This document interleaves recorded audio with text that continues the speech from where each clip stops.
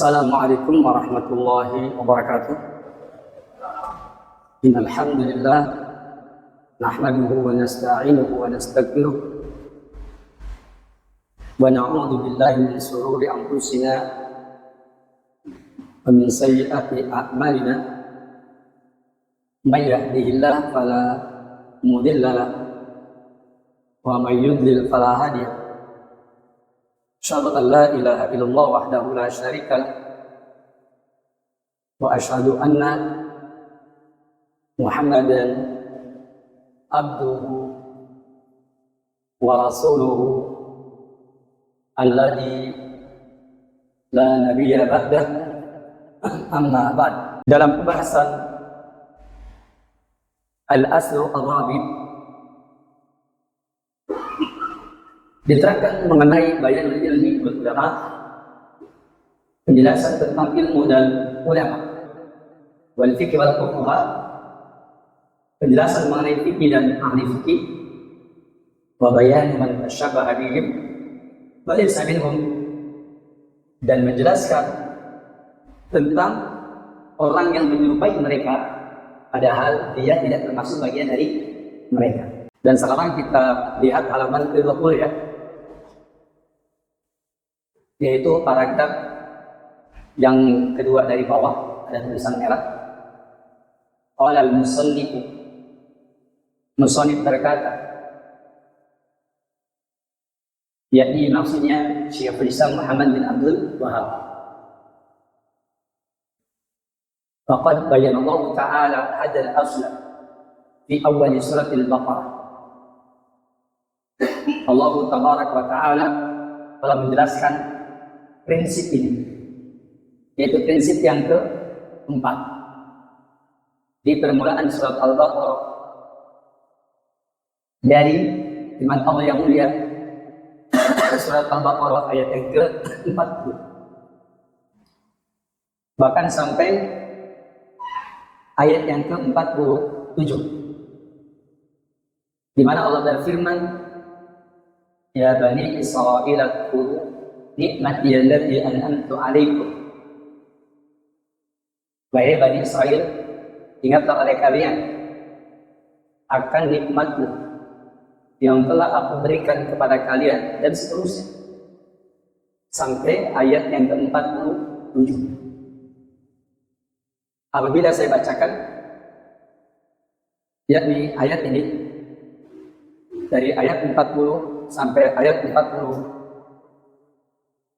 tadi secara lengkap, mungkin saya bacakan dulu ayatnya.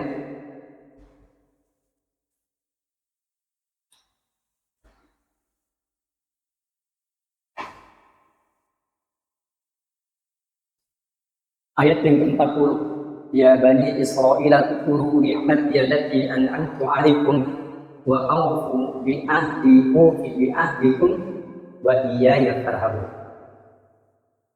Wahai Bani Israel, ingatlah akan nikmatku yang aku telah berikan nikmat itu kepada kalian. Wa awfu bi ahdi, dan sempurnakanlah akan janjiku. Ufi bi ahdikum, pasti aku akan sempurnakan janji kalian. Wa iyaya farhabun, dan hanya kepada akulah farhabun, maka kalian berharap. Ini ayat yang ke-40. Ayat yang ke-41, wa aminu bima anzaltu musaddiqan lima ma'akum wa la takunu awwala kafirin wa la tashtaru bi ayati samanan qalilan wa iyaya fattaqun.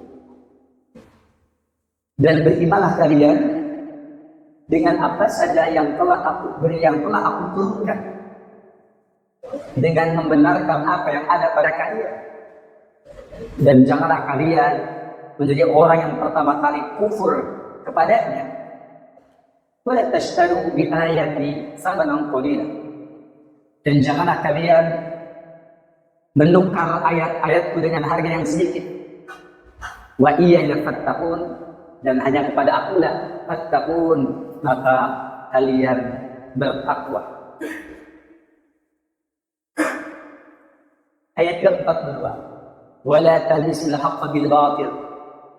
Wala talbisul haqqa bil batil wa taqulul haqqa wa antum ta'lamun. Janganlah kalian mencampur adukan antara yang hak dengan yang batil. Dan janganlah kalian menyembunyikan kebenaran padahal kalian mengetahui. Ayat ke-43. Allah berfirman, wa aqimus salata wa atuz zakata warka'u ma'al raki'in. Dirikanlah salat dan tunaikanlah zakat serta rukulah kalian bersama dengan orang-orang yang ruku. Ayat ke-44. Atamuruna an-nasa bil birri wa tansawna anfusakum wa antum tatluna al-kitab afala ta'qilun.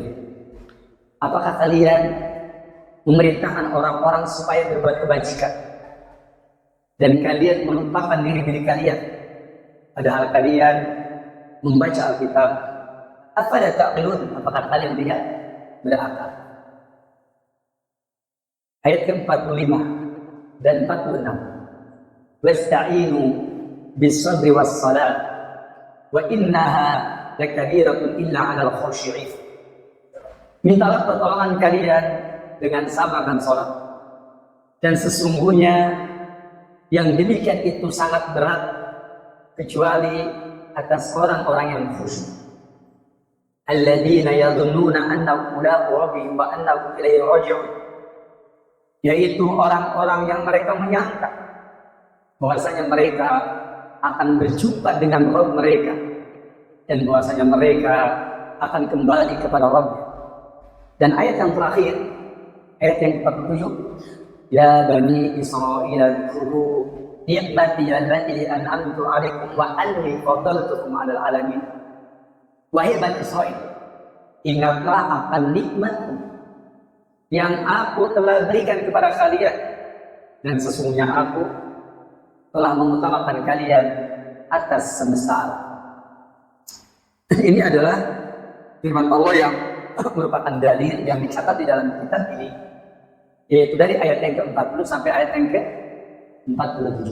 Tadi sudah saya bacakan ayatnya, sudah saya jelaskan terjemahnya, maka sekarang kita tinggal ambil faedah seperti yang terdapat di dalam kitab ini.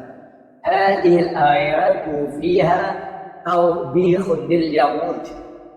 Ayat-ayat ini di dalamnya ada tawbihil yahud, yakni ada menjelekkan, memburukkan karakteristik orang-orang Yahudi. Kenapa? Disofihim bisifatin mazmumatin. Karena mereka memiliki sifat-sifat yang tercela. Apa di antara sifat yang tercela? Min jumlatiha, di antaranya, yakni global dari sifat itu adalah yang pertama, khaltul haqqi bil batil. Mereka mencampur adukan antara yang hak dengan yang batil. Karena nahahumullah ta'ala an dzalik. Sebagaimana yang Allah telah larang mereka dari hal tersebut. Maksudnya mereka dilarang untuk mencampur adukan antara yang hak dengan yang batil. Allah berfirman dalam Al-Quran, وَلَا تَلْبِسُوا الْحَقَّ بِالْبَاطِلِ وَتَكْتُمُوا الْحَقَّ وَأَنْتُمْ تَعْلَمُونَ. Allah yang berfirman, وَلَا تَلْبِسُوا الْحَقَّ بِالْبَاطِلِ. Janganlah kalian mencampur adukan antara yang hak dan yang batil. Itu kenyataannya orang Yahudi bagaimana? Mereka mencampurkan antara yang hak dan yang batil. Kenyataannya. Kemudian وَتَكْتُمُوا الْحَقَّ, dan janganlah kalian menyembunyikan kebenaran. Kenyataannya mereka menyembunyikan kebenaran. Jangan mencampur adukan antara yang hak dan yang batil, itu adalah larangan. Dan al-aslu fil nahyi tahrim, hukum asal larangan adalah haram, dan mereka telah melakukan khaltul haqqi bil batil, mencampurkan antara yang hak dengan yang batil. Mereka telah mencampurkan. Maka berarti mereka melakukan pelanggaran. Yang kedua, wattaqtumul haqq, dan janganlah kalian menyembunyikan kebenaran. Kenyataannya mereka menyembunyikan kebenaran. Ketika mereka menyembunyikan kebenaran, berarti mereka sudah nabrak larangan. Apa hukumnya ketika mereka menabrak larangan? La aslutin nahyi ditahrim. Hukum asal larangan haram hukum. Wa antum ta'lamun, padahal kalian mengetahui. Maka dari firman Allah yang mulia ini, faman labisal haqqa bil batil minal muntasibina lil ilmi. Maka siapa saja yang mengaku kalau dia ini adalah ahli ilmu, lalu mereka mencampur adukan antara yang hak dan yang batil, wa katamal haqqa.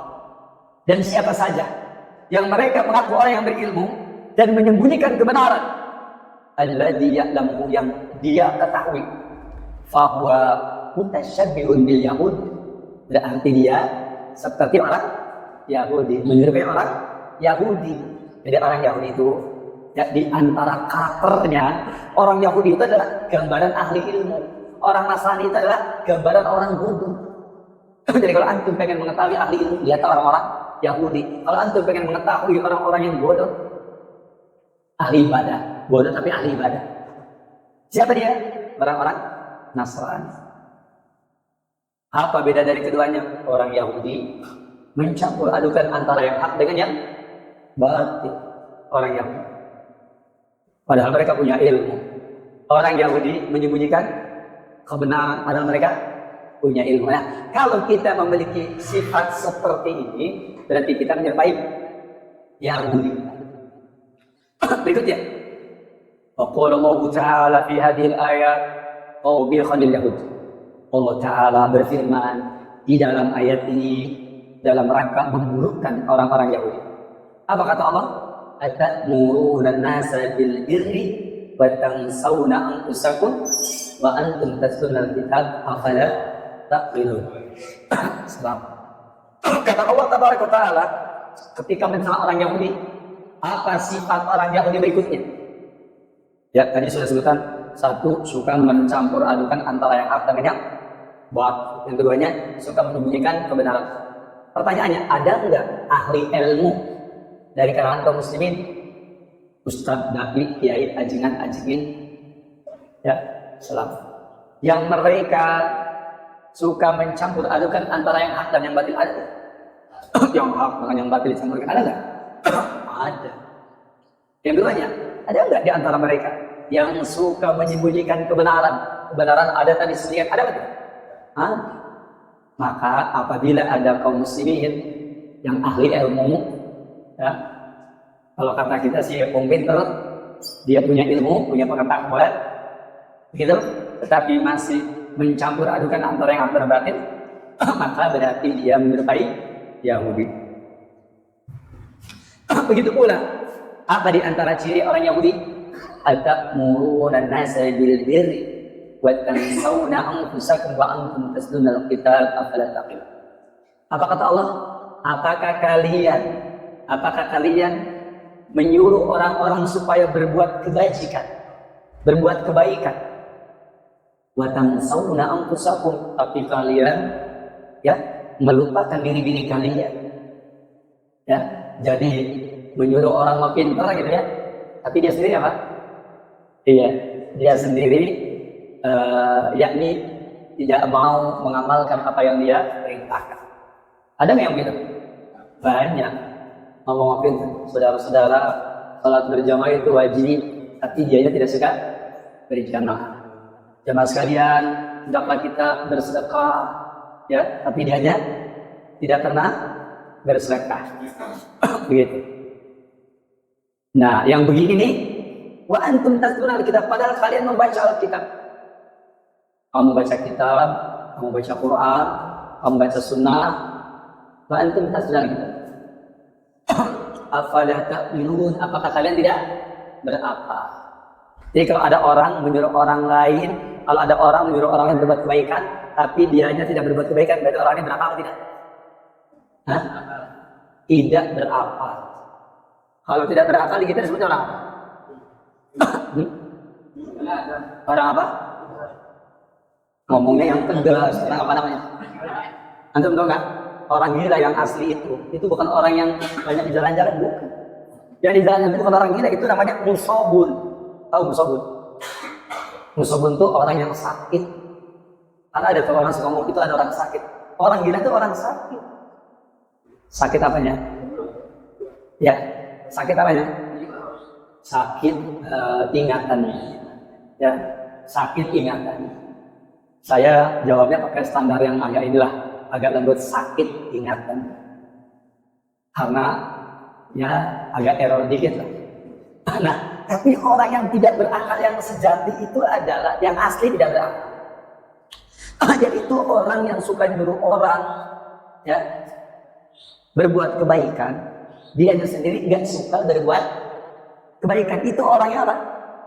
Yang tidak berakal. Jadi kalau kita mau jujur, orang yang gila yang asli itu yang begitu. Orang yang tidak berakal itu yang asli itu. Orang yang suka nyuruh orang berbuat kebaikan, tapi dia sendiri tidak pernah.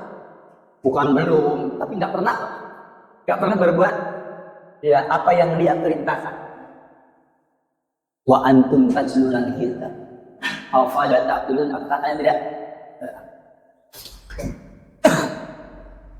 Fahum ya'muruna nasa bil birri. Mereka menyuruh orang supaya berbuat kebaikan. Ai bil iman, dengan keimanan. Maka ketika ditafsirkan ai bil iman wal khair berarti al iman adalah afdalul birri. Sebaik-baiknya kebaikan adalah seutama-utamanya kebaikan adalah iman. Itu adalah abarul bir. Kebaikan yang terbaik adalah iman. Kenapa iman? Karena dengan iman orang bisa masuk.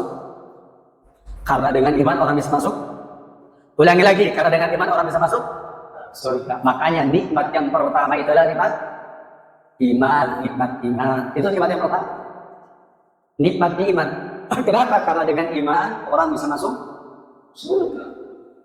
Dan nikmat yang kedua, nikmat akal. Nikmat apa? Akal. Dengan sebab nikmat akal, orang tersebut berakal, maka orang tersebut akan menjalankan tugas yang disebut dengan al-mukallaf. Al-mukallaf itu kan al-baligh al-aqil, orang yang balik lagi berakal. Al-baligh al-aqil, ya, orang yang balik lagi berakal. Seperti itu. Maka ya, orang yang balik lagi berakal itu adalah orang yang al-mukallaf. Dengan nikmat yang kedua, yaitu nikmatul aqli, nikmat akal, seorang hamba dapat menjadi mukallaf. Dengan sebab seorang hamba menjadi mukallaf, maka dia dapat melaksanakan berbagai macam amal soleh. Dan dengan amal soleh itulah dia akan mendapatkan derajat surga yang tertinggi. Apa surga yang tertinggi? Apa surga yang tertinggi? Jannatul Firdaus, yaitu surga Firdaus. Barakallahu. Kemudian wayan sauna dan mereka melupakan. Wayan sauna mereka melupakan.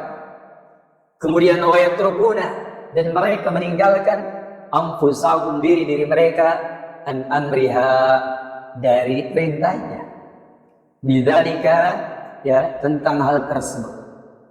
Wa hum ahli ilmin. Mereka ini ahli ilmu. Siapa? Orang yang lebih ahli ilmu. Walakinnahum lam ya'malu bih. Tetapi sayangnya mereka tidak mau beramal dengan ilmu. Barakallahu. Siapa yang memiliki ilmu tetapi mereka tidak mau beramal dengan ilmu, itu tarekannya Yahudi. Orang Yahudi itu yaitu alimun ya, ghairu amilin. Orang yang berilmu tapi tidak beramal. Wa hadhihi al-ayat wa in kanat nazalat fi bani Israil. Ayat Allah yang mulia ini, sekalipun turunnya ayat ini berkenaan dengan Bani Israel, lakinnaha amatun likulli ahadin. Akan tetapi ayat ini mencakup ya bagi setiap orang. Ya, khitabnya, pembicaraannya diarahkan kepada Yahudi, kepada orang Yahudi. Akan tetapi maksudnya untuk seluruh manusia. Makanya Nabi kita yang mulia, beliau pernah berkata, qauli li ahadin aqul li sa'il ya umam. perkataan aku untuk seorang, maka sama dengan perkataan untuk seluruh umat ini. Artinya ketika Nabi kita yang mulia berbicara tentang satu kaum, maka bukan berarti hanya kaum tersebut, tetapi untuk semua kaum. Kemudian liqaulillahi ta'ala, karena Allah Ta'ala berfirman, ya ayyuhalladzina amanu, wahai ingatlah orang-orang yang beriman.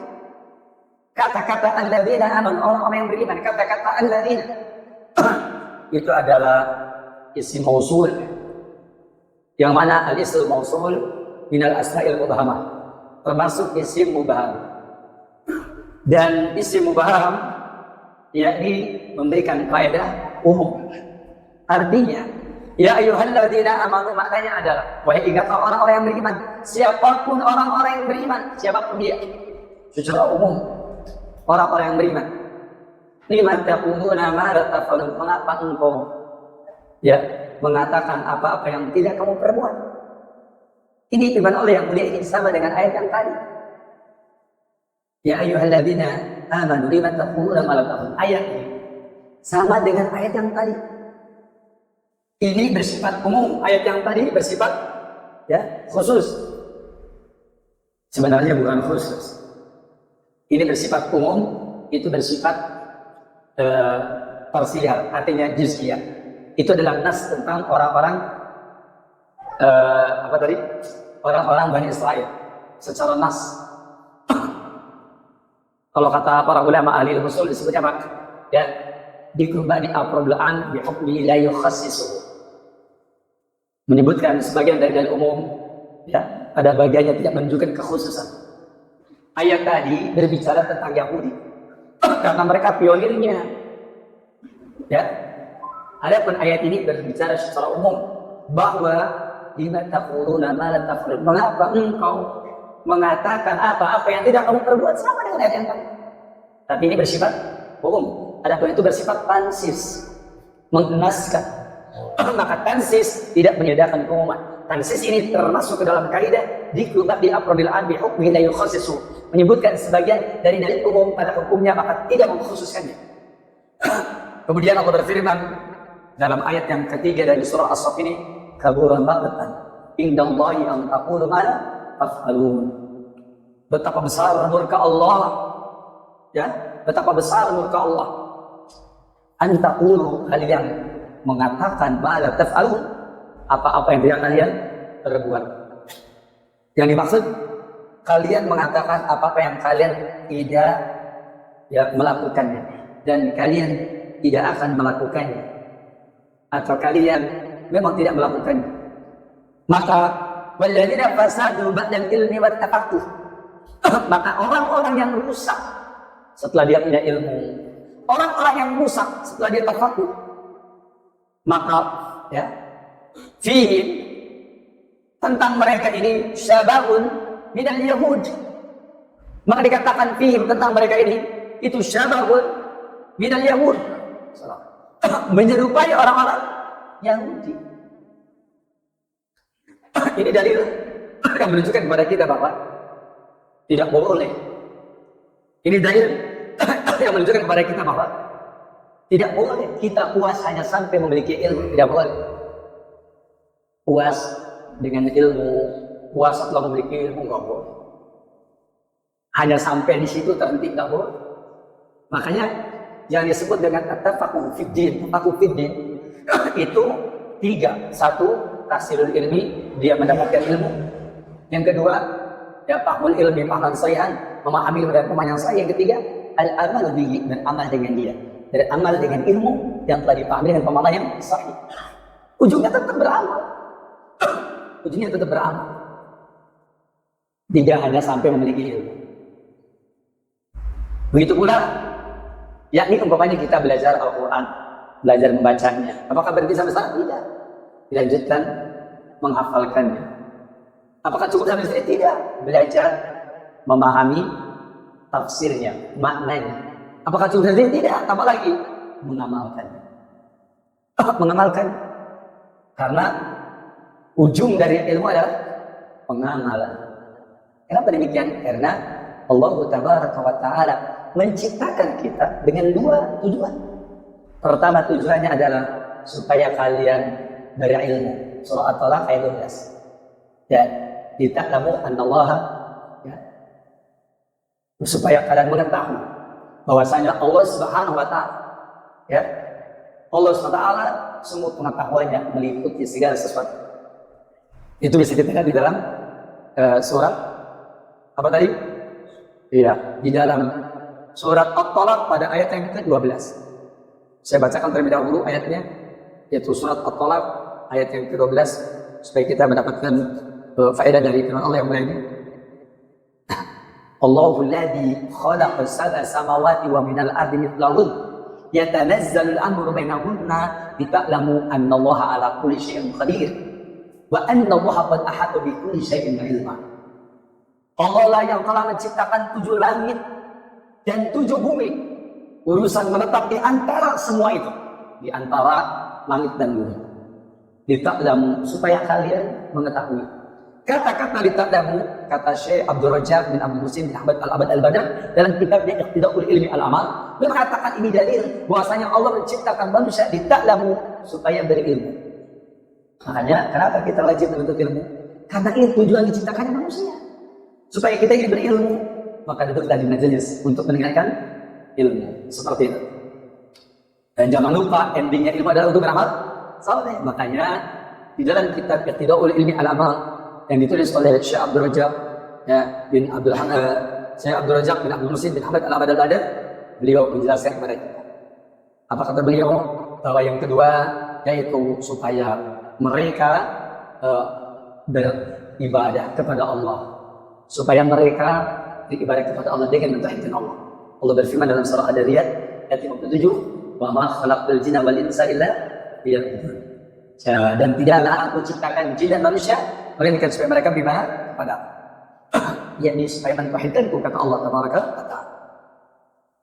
Maka fajami'uhum araful ilma, semua orang-orang Yahudi mereka semuanya, ya, atau fajami'uhum, maka siapapun mereka, jadi semua orang yang araful ilma, ya, yaitu mengetahui ilmu, walam ya'malu bihi, dan juga mereka tidak beramal dengan ilmunya, itu menyerupai Yahudi siapapun dia. Dan contoh konkret adalah orang-orang Yahudi. Contoh orang yang berilmu yang tidak memiliki hidayah amal adalah orang Yahudi. Lihat oleh kita dalam Al-Quran bagaimana sepak terjang orang-orang Yahudi. Kalau antum pengen mengetahui sepak terjang ahli ilmu di kalangan kaum muslimin di zaman sekarang ini, antum baca, perbanyak membaca referensi tentang apa? Tentang kisah Yahudi. Itu semuanya menceritakan tingkah laku orang yang punya ilmu. Begitu. Yang pintar beralasan, yang banyak beralasan, yang banyak berargumentasi, yang banyak berhela. Itu orang-orang yang punya ilmu. Jadi kalau kita nih pengen mempelajari, coba bagaimana sih yang akan terjadi pada orang-orang yang berilmu yang apa? Yang menyimpang lah gitu ya. Disebutnya alimun fajir, orang alim yang durhaka. Baca aja kisah Yahudi. Itu semuanya asik, itu sepak terjang orang yang berilmu tapi dia tidak memiliki hidayah amal. Sedikit ataupun banyak dari orang-orang yang berilmu yang mengalami penyimpangan tidak akan jauh berbeda seperti yang menyimpang pada kalangan orang-orang Yahudi.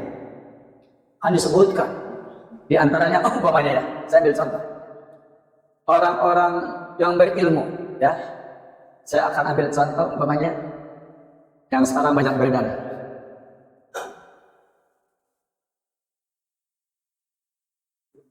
Nah ya, saya ambil contoh umpamanya surah Al-Maidah ayat 62.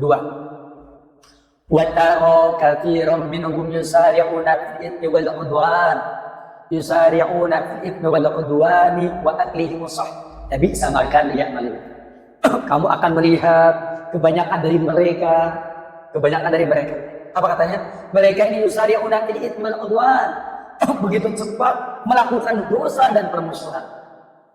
Ya, di antara ciri orang yang berilmu, yang berkarakter seperti Yahudi ini, cepat apa? Cepat melakukan perbuatan dosa. Al-ithmu itu dosa yang tidak merugikan orang lain.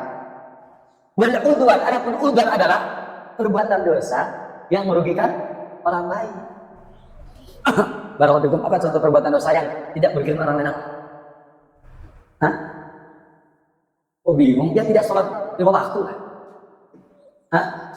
Tidak sholat 5 waktu merugikan orang lain? Enggak. Enggak merugikan orang lain. Ya. Terus kemudian, apa contoh perbuatan dosa yang merugikan orang lain? Hah? Ya mencuri. Ya. Begitu ya? Mencuri termasuk mencuri istri orang ya? Ada nggak tuh ahli ilmu yang mencuri istri orang? Ada nggak? Waduh, ada. Saya pernah ada orang yang bertanya kepada saya. Asalnya bertanya dia, tapi karena saya sudah pengalaman jadi sudah langsung terjawab. Ustaz, saya telah bermimpi. Dalam mimpi saya sedang salat berjamaah. Tapi heran, kenapa imamnya ada 2 ya Ustaz? Apa takwil mimpi ini? Ini seorang wanita bertanya kepada saya begitu. Lalu saya tanya, apakah Anda punya suami? Punya Ustaz. Saya bilang, berarti kamu sedang mencari laki-laki lain. Kok Ustaz tahu? Ya kalau kamu punya suami kan imam buat 1. Tiba-tiba dalam mimpimu ada 2, berarti kan ada laki-laki lain kan? Akhirnya dia bilang, benar juga Ustaz. Itu dia. Kalau saya kira-kira itu bukan takwil aja. Saya cuma tanya aja, apakah kamu punya suami? Iya Ustaz. Berarti ada laki-laki lain. Ternyata laki-laki itu siapa? Subhanallah. Laki-laki itu adalah ustadznya. Laki-laki apa ya? Ustadznya. Dan wanita ini sedang apa? Sedang bermasalah dengan suaminya. Sedang bermasalah dengan suaminya. Kemudian dia konsultasi kepada ustadznya. Dan ketika dia konsultasi kepada ustadznya, wanita ini mengesankan seolah-olah dia sudah ditalak oleh suaminya. Tapi kemudian sedang gerenyem-gerenyem. Oh, kan ngerti kan yang namanya subhat kan begitu. Gerenyem-gerenyem. Dan si laki-lakinya menyangka wanita ini telah apa? Telah ditalak. Akhirnya apa? Akhirnya dia melamar wanita ini. Kan aneh, ini wanita ini belum cerai ini. Dilamar oleh laki-laki tadi. Si wanita ini tanya kepada saya, Ustaz, apakah saya boleh menerima lamarannya? Saya bilang, kamu tuh bodoh banget otaknya. Kamu masih istri orang. Kalau kamu bilang kamu menerima lamaran seorang laki-laki, ya saya udah kasih tahu sama dia bahwa saya ini masih istri orang. Saya bilang saya nggak percaya. Pasti kamu bikin sumbat apa itu? Gerenyem ngomongnya. Kamu udah sering? Kan biasanya gitu. Masya Allah. Sampai akhirnya karena memang seperti tadi saya bilang kepada dia, kamu jangan pernah konsultasi kepada saya sampai nyata kamu itu memilih satu di antara 2 tadi. Seperti itu. Akhirnya kurang lebih setengah tahun kemudian dia telepon saya. Ya, saya bilang, kemudian nomornya masih ada. Ada apa telepon saya? Dia bilang, enggak Ustaz, saya sudah taubat Ustaz. Dia bilang, udah taubat. Berarti kan dulu salah kan? Dia bilang, saya sudah taubat. Masya Allah. Al-udwan itu termasuk apa? Termasuk dosa yang akan menimbulkan permusuhan. Berikutnya, wa akhimu suhta. Dan mereka memakan as-suhta. Barang yang haram. Berapa itu? Banyak tidak? Ahli ilmu yang makan barang yang haram banyak. Banyak. Ahli ilmu makan yang haram banyak. Seorang aja banyak itu yang berkasus-berkasus. Itu mana ahli ilmu yang berkasus? Urusan apa tuh? Urusan duit, urusan fulus banyak. Ini adalah toriko siapa? Yahudi. Nah, baru begini masalah. Ini contoh yang tadi sudah saya bacakan. Kemudian berikutnya, qala Ibnu Qayyim rahimahullah, Ibnu Qayyim berkata, kana salafu yaqulun. Ada generasi salaf yaqulun, mereka mengatakan, man fasada min ulama'ina, siapa saja ulama kami yang rusak, Fafihi syabahun minal Yahud, berarti dia menyerupai Yahudi. Dia menyerupai Yahudi. Wa man fasada min ubadina, dan barang siapa yang rusak di antara ahli ibadah. Berapa itu? Kata Ali bin Abi Thalib, punggungku ini bungkuk gara-gara memikirkan 2 orang. Pertama, alimun fajir, ahli ilmu yang durhaka. Yang keduanya, wa abidun jahil, dan ahli ibadah yang bodoh. Jadi kalau orang yang bodoh itu di antara tipu daya setan dibikin wakal ibadah. Wakal ibadahnya, ngerti wakal? Rajin ibadahnya. Di antara kekuatan hebat dari orang yang bodoh itu dibikin rajin ibadah. Habis sholat isya untuk pulang aja sambil pegang tasnya. Komat kami habis sisa itu. Sampai tengah malam ditanya-tanya, apa yang komat kami itu? Lagi ngelirik penampilan sugi. Ini dia. Ternyata komat kami pengen sugi. Nanti kalau nggak kaya kira-kira bagaimana? Berhenti dia. Ya Insya Allah pribadi ya kita kurin ngalbum jadi ini kok suwe saya jadi malas hartanya nggak datang kadang dari terus komat amit ada yang begitu jemaah. Ada yang ahli ibadah kalau ibadahnya tapi nggak pakai ilmu ada. Makanya kata Ali bin Abi Thalib ya telah mematahkan bumbu dua orang. Pertama adalah ahli ilmu yang fajir yang durhaka. Ahli ilmu yang durhaka seorang banyak tuh kasus ahli ilmu yang durhaka. Apa itu? Kiai, ya kan? Menghamili muridnya, ya. Seperti itu. Nggak kira-kira 14, itu yang kehitung. Yang belum kehitung, begitu ya. Ini kiai yang melakukannya, konon katanya. Yang melakukan sodomi, ya, umatnya Nabi Lut. Begitu. Ngerti sodomi ya? Iya. Siapa? Oh, pimpinan pondok pesantren. Masya Allah. Ahli ilmu. Ini yang dikatakan alimun fajir. Ahli ilmu yang apa? Yang durhaka. Ahli ilmu yang durhaka. Bahkan saya pernah heran dan aneh. Ada seorang pimpinan pondok pesantren yang pelaku sodomi ini. Dia setiap kali sholat nggak pernah nampak. Saya tanya ke murid-muridnya, mana gurumu? Oh, nggak nampak. Saya kebetulan sering mampir ke situ, masjid masyarakat. Dan ternyata dia nggak suka sholat berjamaah. Imamnya murid-muridnya saja. Dianya nggak suka dari imam. Bahkan saya jarang ketemu sama dia. Saya mikir ini apa ini ya? Apa yang akan terjadi? Di kemudian hari terdengarlah berita bahwa dia telah melakukan sodom. Ini bahaya Pak. Ahli ilmu fajir. Ahli ilmu apa? Yang durhaka. Hati-hati, jangan sampai kita termasuk yang begitu. Kalau kita begitu, berarti kita telah mengikuti thariqah ahbarul Yahud, yaitu ulamanya dari kalangan Yahudi. Yang keduanya, ada lagi yang bukan ahli ilmu, orang yang bodoh. Kalau ibadah sampai kepada tingkat takjub. Barusan saya kajian dia di Minhajul Bismillah tadi, ada penerangan yang bagus bahwa orang itu kalau ibadahnya benar, setan akan berusaha merongrong dengan dua. Pertama, ar-riya qabla al-amal, kemudian as-sum'ah badal amal. Riya sebelum beramal. Apa itu riya? Kata Fudhal bin Iyad, tarkul amal li ajli nafsihi. Enggak mau beramal karena manusia dia. Enggak mau hadir ke pengajian di sini gara-gara seseorang itu namanya riya. Kenapa sih enggak ngaji? Pokoknya sepanjang ada sipulan saya enggak bakal ngaji. Bukan kata saya tuh, kata Fudhal bin Iyad, tarkul amal li ajli nafsihi. Enggak mau beramal karena manusia itu dia. Wal amal li adillah syirik, beramal karena manusia syirik. Kenapa sih kalau ngaji ke sini tuh rajin, tapi kalau ke sana nggak mau, kenapa? Ya karena ada sebulan, suka ditanyain saya di absen. Berarti dia beramal karena siapa? Karena manusia. Itu namanya syirikun syirik. Wal ikhlasu, adapun ikhlas an ya Allah memaafkan kamu dari keduanya. Maksudnya, boleh nggak kalau kita ini tidak beramal, boleh nggak? Kalau kita tidak beramal, boleh nggak? Ya boleh saja kalau ada apa? Uzur. Kalau ada uzur. Yang keduanya, kita beramal, ya. Kapan kita beramal itu akan benar? Apabila bukan karena manusia. Kita beramal bukan karena manusia, kita tidak beramal juga bukan karena manusia. Kita tidak beramal, kita beramal karena disyariatkan, kita tidak beramal karena ada uzur. Itu saja. Jangan kemudian karena seseorang, nggak boleh. Itu merusak agama kita. Nah, hal ini terjadi itu kalau amalannya amalan yang saleh. Tapi kalau amalannya sudah salah, amalannya salah nih. Hal itu mah bisa pakai riya. Amalannya udah ngapain pakai riya? Nggak usah pakai riya. Makanya kata ulama, kalau orang itu amalannya salah, itu nggak pakai riya. Tapi pakai apa? Penyakitnya jurus lain. Syuhra, cinta ketenaran. Cinta apa? Ketenaran. Ada orang bikin acara-acara yang bid'ah, itu biasanya para pejuang bid'ah itu rela berkorban, duitnya diberikan di jalan bid'ah. Kenapa? Supaya tenar. Apa katanya kata para ulama? Ini yang akan dimunculkan yang begini, satu, syukro. Dia ingin tenar. Setan nggak usah bikin dia riak. Ibadahnya nggak benar, ibadahnya nggak benar. Ya, makanya kalau orang itu ibadahnya nggak benar, itu sebagaimana dalam hadis riwayat Muhammad bin Nasr ya Al-Mawazi dalam kitabnya Qiyamul Lail diterangkan dalam kitab tersebut, Nabi kita yang bersabda, man fa'ala bid'atan, barang siapa yang mengerjakan bid'ah.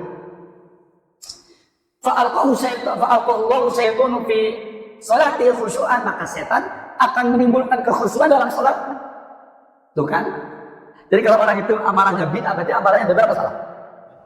Dibikin khusyuk tuh. Dibikin khusyuk. Makanya kalau antum setiap saat khusyuk terus harus sering gitu itu. Jangan-jangan ini salat saya ini nggak benar ini. Oh khusyuk baik sih. Makanya kalau ada yang bertanya kepada saya kenapa ya salatnya nggak khusyuk? Oh hebat itu. Berarti saya tanya tahu salat antum itu benar. Makanya dibikin apa? Dibikin tidak khusyuk, diganggu kekhusyuannya. Kalau antum salat udah nggak benar, setannya juga ngapain godain? Nggak usah digoda. Biar aja biar suruh khusyuk dia. Biar tambah bid'ahnya begitu. Biar ditambah terus. Nah, orang itu kalau amalnya nggak benar, maka yang dimusuhkan apa tadi? Asyuhra, cinta kemasyhuran. Apalagi yang keduanya al-ujbu, ujub, berarti ujub. Ujub siapa? Ujub siapa? Ujub itu takjub dengan dirinya. Hebatnya sholat isun sesuai teman. Nah itu takjub dengan diri. Ujub itu dua. Yang ketiga siapa lagi? Dilontarkan kepada dia yang ketiganya. Ya, al-fakhru, berbangga-bangga. Wah, pokoknya masalah langkah kan kayak kita langkah. Ya, bakal sholat dia sudah jaga. Al-fakhru, berbangga-bangga. Gitu kan? Dan yang keempatnya, udah berapa tadi? Udah tiga. Yang keempatnya al-kibru, sombong. Sombong. Jalannya ada, keluar dari masjid jalan udah berbeda. Petang-tang keping tingkat. Bawa sholat sih. Ya, getol. Getol ibadah.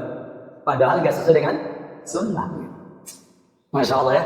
Ini yang diterangkan tadi dalam kitab itu ada ilmi ya, yang ditulis oleh Syekh Abdul Malik bin Qasim ya, hafizahullah ta'ala, luar biasa. Baru begitu saya teruskan lagi. Tadi diterangkan bahwasanya wa man fasada min ubadina, siapa yang ahli ibadah yang rusak, fa fihi syabahun min an-nasara, maka orang tersebut akan menyerupai orang Nasrani. Orang Nasrani itu adalah orang yang rajin ibadah, tetapi nggak pakai apa? Nggak pakai ilmu.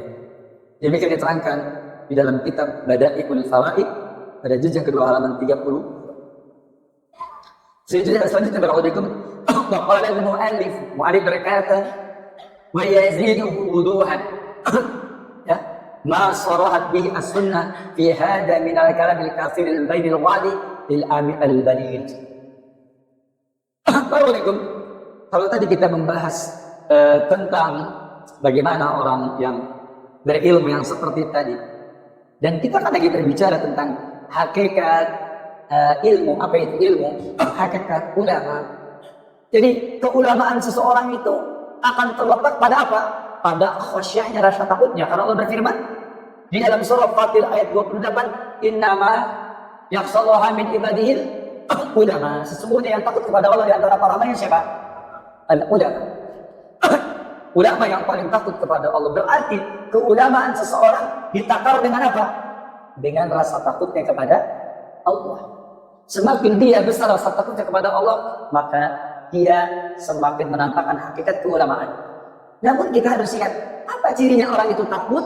Jawabnya, orang itu takut cirinya hanya dua. Orang itu memiliki komitmen dalam menuntut ilmu. Komitmen dalam menuntut ilmu. Apakah dia menuntut ilmu qoblal ahliyah atau ba'dal ahliyah? Setelah dia memang orang yang ahli, atau dia menjadi tokoh sebelum menjadi tokoh, atau setelah menjadi tokoh? Saya mau tanya, orang yang sebelum menjadi tokoh dengan setelah menjadi tokoh, mana yang lebih butuh kepada ilmu? Siapa yang lebih butuh menuntut ilmu? Siapa? Orang yang sebelum menjadi tokoh apa setelah menjadi tokoh? Setelah menjadi tokoh. Kenapa? Kenapa demikian? Karena orang setelah menjadi tokoh, dia akan menjadi tempat bertanya orang. Kalau dia nggak suka menuntut ilmu, bahasa sekarang sih pentingnya ketinggalan aja. Ngerti pentingnya ketinggalan? Kurang di-upgrade. Nah, begitu. Makanya perlu apa? Terus menuntut ilmu. Dan menuntut ilmunya bukan sekedar hanya untuk dihafal. Bukan sekedar karena memang akan ditanya, bukan. Tetapi karena memang dia harus terus meningkatkan menuntut ilmu dalam rangka meningkatkan ketakwaan kepada Allah Subhanahu. Nah, orang yang belum menjadi tokoh, ya, tidak sehebat orang yang sudah menjadi tokoh. Orang yang menjadi tokoh dia akan ditanya, akan menjadi tempat bertanya, maka dia lebih berhajat kepada ilmu daripada orang yang belum menjadi tokoh. Kalau orang itu belum menjadi tokoh, belum menjadi ahli ilmu, jarang yang nanya.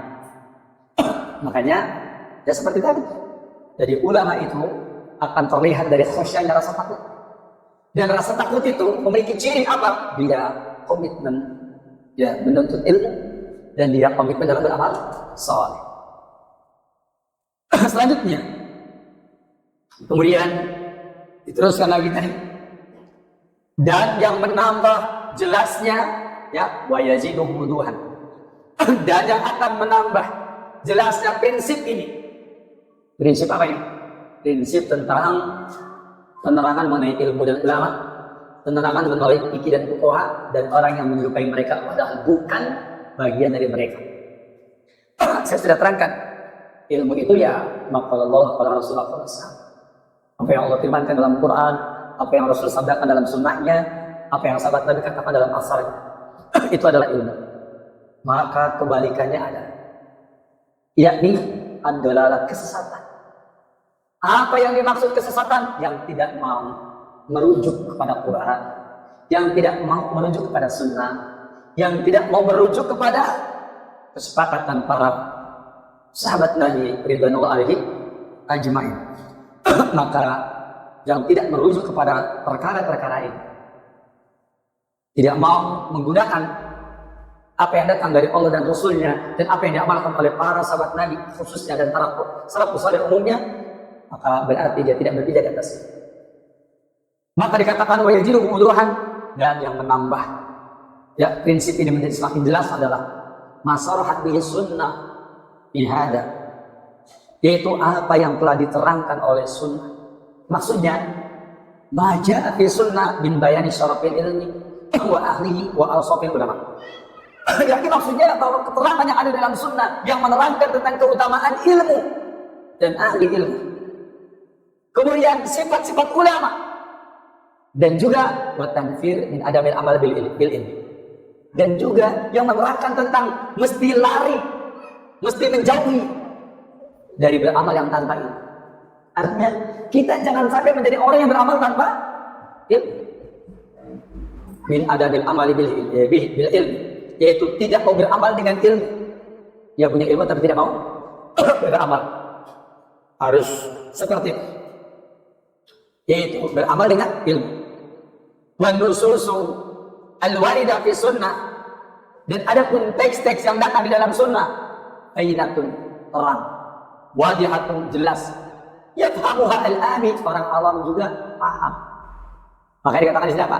Minal kalamil kasir, sunnah yang datang mengenai prinsip ini, prinsip tentang kemuliaan ilmu dan ahlinya, yang menerangkan tentang sifat-sifat ulama, yang menerangkan bahwasanya mesti beramal dengan ilmu.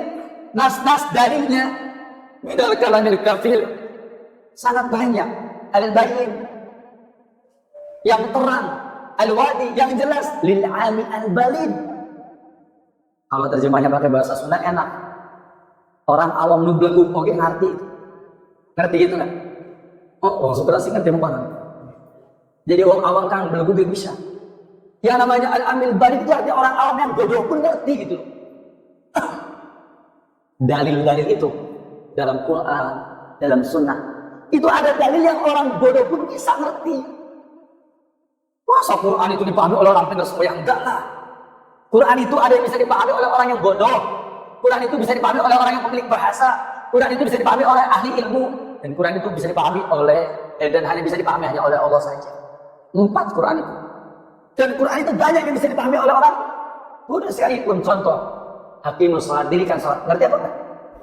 Ngerti enggak? Ngerti enggak? Kalau ngerti sholat, kan begitu. Ada orang bodoh, dirikan sholat, ngerti orang? Ngerti. Ngerti apa? Ya sholat. Orang awam ngerti, kalau ngerti hakimus sholat, dirikan sholat, ya sholat. Tapi bayangkan tuh, orang yang awam tidak mau sholat. Orang yang bodoh belum mau sholat. Bayangkan. Itu tuh bodoh atau pura-pura bodoh? Iya. Dia itu bodoh, ngerti, kemudian pura-pura nggak ngerti. Tunaikan zakat, ngerti tunaikan zakat. Ngerti, disuruh berzakat dan seterusnya. Maka dikatakan di sini bahwasanya yang hamuhal ani, orang awam pun paham. Allah tidak ilma indahu, yang tidak memiliki ilmu sama sekali pun paham. Idza quri'at alaihi, kalau dibacakan. Orang yang awam yang tidak punya ilmu sekalipun. Berarti bodoh, lompong, ya. Tanpa ilmu nih. Begitu dibacakan ayat-ayat Quran tentang pentingnya menuntut ilmu, dibacakan firman Allah yang mulia tentang keutamaan ilmu, kira-kira ngerti apa tidak? Ngerti. Oh, di masyarakat aja udah paham kok. Orang yang berilmu itu lebih mulia daripada orang yang tidak berilmu. Lebih dihormati daripada orang yang tidak berilmu. Ngerti orang kampung. Mana ada nggak ngerti? Ngerti dia. Idza quri'at alaihi, apabila dibacakan. Namun apa yang terjadi? Yang terjadi ada sebagian mereka yang pura-pura tidak mengerti. Padahal Masya Allah, wa qad ista'adha an-nabiy sallallahu alaihi wasallam min al-ilmi alladhi la yu'malu bi. Padahal Nabi kita yang mulia telah berlindung dari ilmu yang tidak diamalkan. Biqaulihi, dengan doanya di dalam hadis riwayat Muslim dan hadis yang sahih dalam kitab Sahih Muslim. Doanya apa? Allahumma inni a'udzubika min ilmin la yanfa. Allahumma ya Allah, ini sesungguhnya aku a'udzubika. Aku berlindung kepadamu ya Allah min ilmin la yanfa, dari ilmu yang tidak bermanfaat. Apa yang dimaksud dengan ilmu yang tidak bermanfaat? Yakni al-ilmu alladzi la yu'malu bi, ilmu yang tidak diamalkan. Berapa betul? Kalau ilmu yang tidak diamalkan tuh Nabi minta perlindungan kepada Allah. Berarti kalau minta perlindungan bahaya nggak tuh ilmu yang tidak diamalkan? Ilmu yang tidak bermanfaat adalah ilmu yang tidak diamalkan. Bahaya tidak? Ulangi lagi, ilmu yang tidak bermanfaat adalah ilmu yang tidak diamalkan. Bahaya atau tidak? Apa bahayanya? Apa coba bahayanya? Kalau ilmu itu tidak diamalkan, apa bahaya? Apa bahayanya? Di dalam hadis riwayat Imam Bukhari Muslim, ada orang yang dilemparkan ke dalam neraka. Terus bedelet betul, mati bedel. Khususnya keluar. Udah begitu kemudian dia berputar-putar pada ususnya. Ketika itu orang-orang bertanya, ente kenapa? Kan ente dulu suka dakwah, suka ceramah, suka menyuruh kepada kebajikan, melarang dari kemungkaran. Dia jawab, ya, aku suka memberita kepada kebaikan, tapi aku sendiri tidak suka mengerjakannya. Aku dulu suka melarang dari kemungkaran, tapi aku sendiri suka mengerjakannya. Oh, ternyata ini orang yang punya ilmu yang tidak bermanfaat. Ini contohnya. Bahkan riwayat yang lain, ketika dijatuhkan ke dalam neraka itu neraka yang sudah bau, tambah bau. Jadi wong teh mangbulecit, ngerti mangbulecit? Bau busuk pada banyak. Di neraka itu bau, kemudian datang lagi begini tambah bau. Sampai orang di neraka itu menjerit, siapa lagi? Kang Nabi Manji. Siapa yang baru masuk dan membuat apa tadi? Bau busuk. Ternyata itu adalah dai. Itu adalah orang yang dulunya ahli ilmu. Ahli ilmu itu dulu ngomongnya enak nggak? Ngomongnya enak nggak? Selamanya banyak ditonton orang tidak? Yang nonton selamanya dia ribuan orang. Lu enak.